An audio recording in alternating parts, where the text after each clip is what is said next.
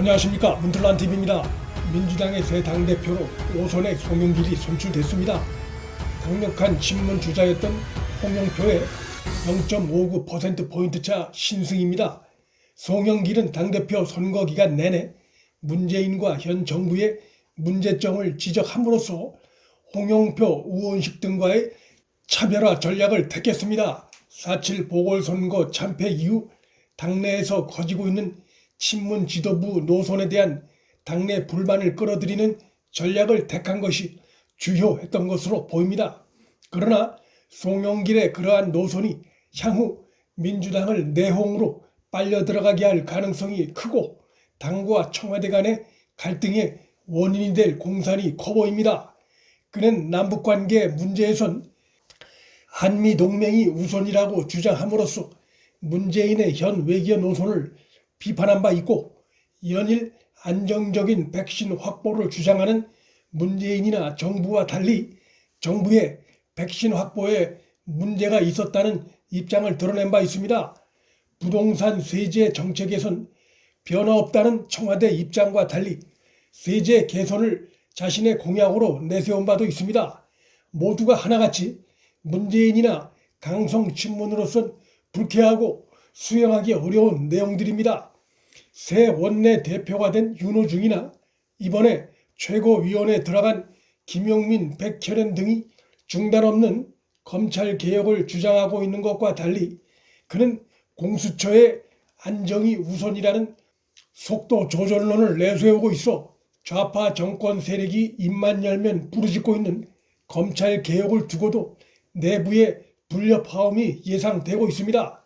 문재인의 국정 지지도가 20%대로 추락했고 당 지지도보다 낮게 나타나고 있어 당에다 정부의 정책을 밀어붙일 수 있는 힘이 딸리는 상황인데다가 비주류 당대표가 나옴으로써 당청 갈등이 더욱 심화될 전망입니다. 새 당대표의 주요 임무 중 하나인 차기 대선 경선 관리 문제에서도 적지 않은 잡음이 예상됩니다. 현재 이재명이 당내에서 지지도에서 앞서 나가고 있으나 지지도 확장의 한계를 드러내고 있고, 이낙연 등 타 후보들 역시 지지도가 미약한 상황이어서 당이 정책과 방향, 속도 면에서 오합지졸 양상이 나타나면 대선 후보들의 지지도도 탄력을 받기 어렵습니다. 또한 송영길이 러시아 백신 도입에서 이재명과 호흡을 맞춰왔고, 이재명 지지자들이 이번 당대표 선거에서 상당수가 송영길을 지지한 것으로 조사돼 당내 친문 진영과의 마찰이 예상됩니다. 현재 친문 진영에선 9월로 예정된 대선 후보 선출을 늦추자는 주장을 하고 있고, 이재명 측은 이에 반대 입장입니다. 송영길이 이재명의 손을 들어주는 쪽에 당 운영을 할 경우 당내의 친문과 비문 간의 극심한 충돌이 초래될 수 있습니다. 그는 선거운동 기간 특정인에게 불이익을 주거나 배제하거나 유리하게 룰을 바꾸거나 이런 것은 안 된다라며 사실상 이재명의 손을 들어주는 듯한 언행을 한 바 있습니다.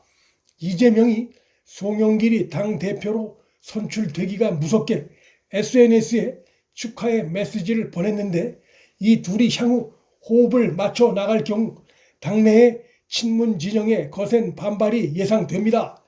민주당 친문 진영 일각에선 이미 송영길과 이재명이 손을 잡았다는 강한 의심을 하고 있습니다. 5선 의원 출신으로 자칭 당내 비주류 간판 자리에 오른 송영길이 자기 정치를 하려 할 가능성이 충분히 있어 문재인과 당내 강성 친문 세력과 앞으로 적지 않은 충돌도 예상됩니다.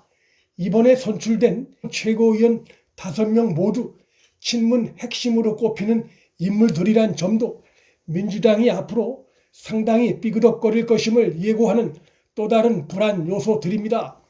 최고위원 득표율 1, 2위를 기록한 김용민이나 강병원 의원은 대표적인 핵심 친문으로 꼽히는 인물들입니다. 강병원은 친문 핵심 의원 모임인 부엉이 모임 출신이자 친문 주도 싱크탱크 민주주의 4.0 연구원 창립 멤버입니다. 최고위원이 된 백혜련이나 김영배 의원도 친문 진영이나 과거 노무현 정부와 깊은 관계가 있는 인물들입니다. 이들이 정책 내용이나 속도, 방향 등을 놓고 당대표와 충돌 빚을 수 있고, 대표 신분이지만 송영길이 당 지도부 내에서 친문 핵심에 포위된 상황에 놓여 있다는 점도 민주당이 앞으로 내분이 심해질 수 있음을 시사합니다.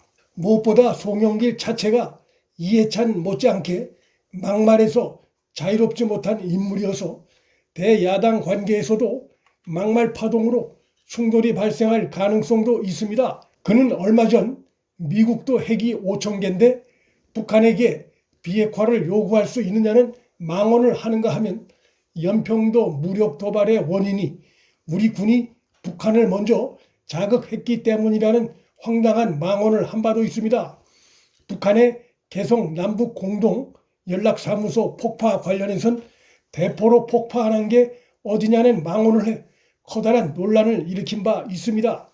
송영길이나 민주당의 다른 후보들이나 국민과 야권의 입장에서 볼 땐 거기서 거기인 인물들이지만 민주당의 새 당대표가 강성 친문 주자로 선출됐을 경우엔 단일화된 목소리가 나올 수 있었는데 비주류가 당대표가 됨으로써 대선을 앞두고 민주당은 앞으로 외부로 새어나오는 내부 잡음이 갈수록 커질 전망입니다. 문틀란TV 여기서 마칩니다. 구독과 좋아요, 알림 설정은 방송 제작에 큰 힘이 됩니다. 시청해 주셔서 감사합니다.